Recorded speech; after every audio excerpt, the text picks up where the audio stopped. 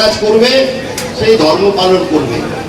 আমরা তাই আপনারা জানেন এখন আমাদের এই যে জনপ্রতিনিধিরা বসে আছে তাদের সামনে আমি বলছি যে তারা হয়তো কেউ 50,000 কেউ 60,000 ভোটে জিতেছে, সেটা বড় কথা না।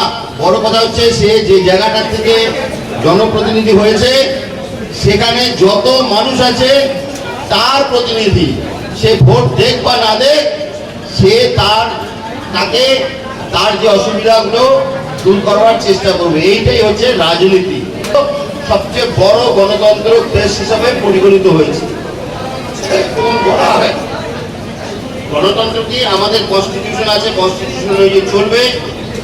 আমরা আমাদের কাজ হবে মানুষের গণতন্ত্রকে পুনঃপ্রতিষ্ঠা করা। আপনারা দেখেছেন আমাদের শ্রমিক বাবু মাঝে মাঝে একটা কথা বলতেন না, রেস্টোরেশন অফ ডেমোক্রেসি, অর্থাৎ ডেমোক্রেসি আজকে নেই জন্যই ডেমোক্রেসিকে ফিরিয়ে আনতে হবে। তাই জন্যই আপনারা এখানে ভারতীয় জনতা পার্টি অর্থাৎ নতুন সরকারকে নির্বাচিত করেছেন।